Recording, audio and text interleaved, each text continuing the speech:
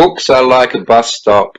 They won't get you to your destination, but they'll tell you where the bus stops to get on. Right. The Yes. bus stop won't give you the experience of the bus journey. There What comes a about, time. I yes, gave my entire library away about 10 years ago. I gave away thousands and thousands of books because right. all of the people that wrote those books was the same mind that is talking to you, and it's the same mind that's talking to me. So I Yes. wrote the books. So did you. I just have to get to that part of the mind that wrote the books. Not even. You Yes. get to part of the mind that saw what it saw to want to write the book about.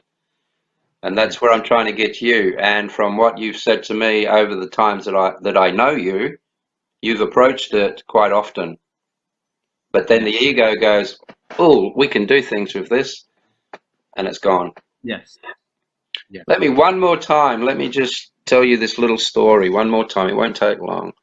You're walking through a forest, and in India you've got many, many wonderful forests. In Sri Lanka, I'm sorry, I tend Yes. to. It sounds like I'm joining the two as the same country, but I don't.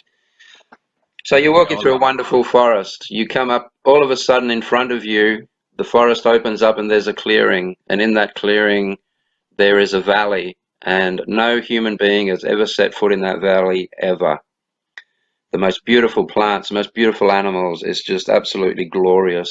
And for that first moment that you see it, this energy, this joy wells up inside you and you get goosebumps and you go, and it's wonderful and you feel it.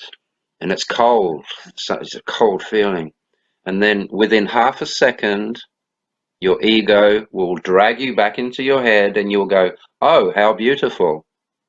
That's the ego saying that because it's not beautiful. That's a word. And all of a sudden, that glorious feeling of being one with God, one with the nature, one with the all disappears in an instant. And then what do? We try to regain that feeling. And how do we do it? We try and write a fucking book about it. How do we do it? We imagine what we just saw and we try to get the same feeling from the imagined picture, but we don't get that feeling. It's not the same. My point there is very quick. You drop the ego, there's no thought, you become one with what's in front of you, and the joy fills you up immediately.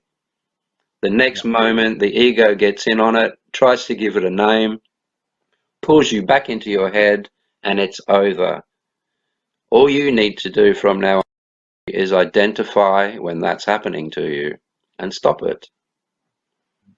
Then there'll only be two things going on in your spiritual realm, you and the ego.